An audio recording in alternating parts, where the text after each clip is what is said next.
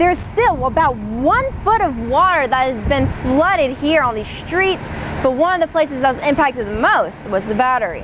Deceased Farms is the #1 haunted house in South Carolina for a reason. They're all about their scares, and they're also all about giving back to the community. Flagga is man-made and has a similar look to bath salts. Now, since it is man-made, it's rarely ever pure. What this means is you never really know what you're putting into your body or the strength of what you may be taking. Now, Flagga is normally sold in small baggies or in capsule-like form. The normal dosage is about 0.1 grams and can be sold for $3 to $5. Now, the difficult thing is that you never really know what your exact dosage is, and just a little bit more could be the difference between getting a high and dying. Duke Energy is planning on building the new substation right here in Fuquay and has many neighbors concerned about the impacts it'll have. Bigger class sizes and even a fee required to play on a sports team. That's what could happen if Wake County Schools do not receive the full $35 million they're asking for from the county. Reporting from Cary, I'm Nicole Butler. The century plant is said to bloom once every 100 years, but here at Wingard's Market, they have a century plant to call their own. Now they tell me that it's about 18 feet tall and needs to grow about another 10 feet before it blooms. Nicole Butler, News 19 WLTX. Caution tape surrounds this Holly Hill home where just earlier this morning, 4 people were found shot and killed. One of the victims was found on the front lawn. People here at RDU are trying to figure out when the lower rates will be going up online, but officials don't want to give us an exact date and fear that that date won't happen like it did last time. Students here at Crossroads Intermediate School make prosthetic hands just like these. In the next couple years, they hope to make over 500.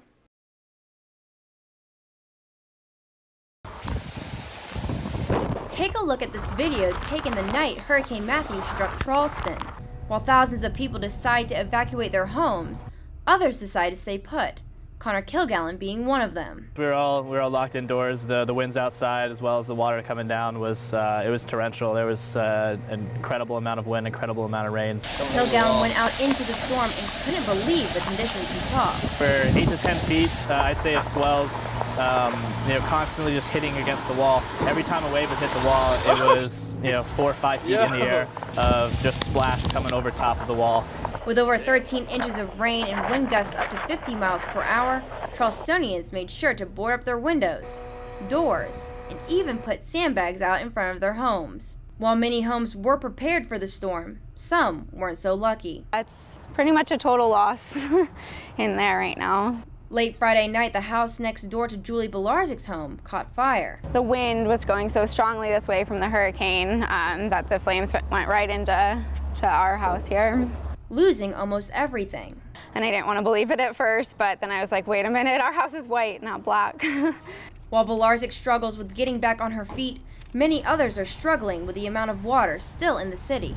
There's still about 1 foot of water that has been flooded here on these streets, but one of the places that was impacted the most was the Battery.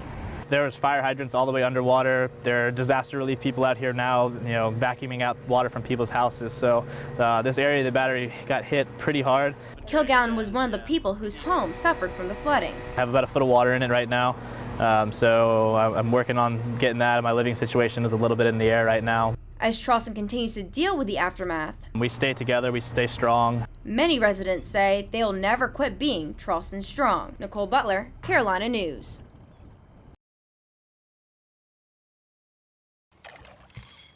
Out here on Lake Murray, people are casting out their lines in hope of catching a fish. But Hampton Anderson has just won a national championship in bass fishing and says there's more to the sport than you may think. And they think it's just pure luck, but really we go out there and practice days and weeks and months in advance. After winning the FLW National Tournament, Hampton will be on his way to face off professionals for a world title in the Forest Wood Cup. It's going to be a crazy experience, and I really can't wait to do it. I'm really excited about it, and see what I got against these top 50 professionals. Last year's national championship winner Geddes Brannon says Hampton just could bring home the world title. It just doesn't faze him. He has nerves of steel when it comes to fishing. He won't get shooken up, and he'll get out there and he'll do a really good job representing not only the University of South Carolina but college fishing in general. Here on Lake Murray, they're hoping to catch more than just fish. They want to catch the attention of President Pastides. We should just be able to have the same athletic excuse as any other sport or any sort of waiver to get across to our professors that this isn't just a redneck drinking game where we go out and sit with our line in our hand and wait for a bobber to go underwater. We're actually hunting these fish. We're actually putting our mind to it. Brendan hopes to spread awareness and create a real change in collegiate bass fishing. You know, I suffered academically because our teachers would look at us and say, "You're fishing. That's not real. That's not real." But the thing is, I challenge them to go research the sport and see what it's all about and make that decision for themselves. But for now, they will just have to sit back and hope the big fish bite their bait. Nicole Butler, News 19 WLTX. That's a decent little largemouth.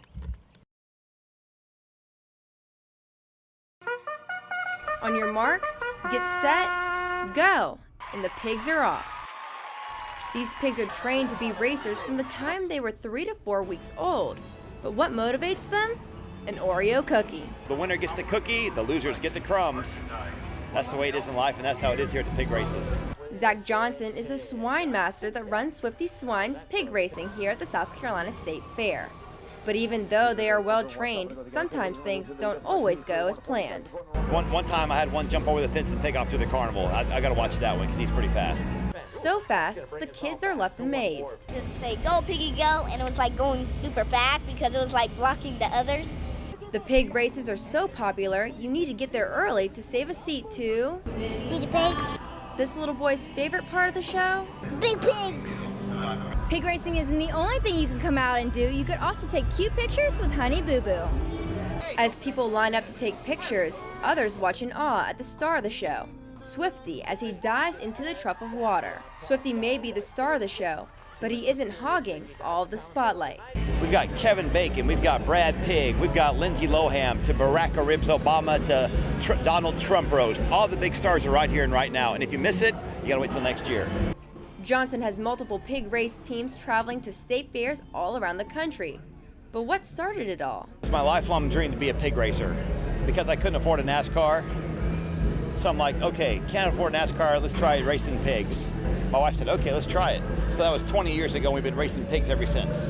A dream he gets to share with family, and where every day is a squealing good time. Nicole Butler, Carolina News.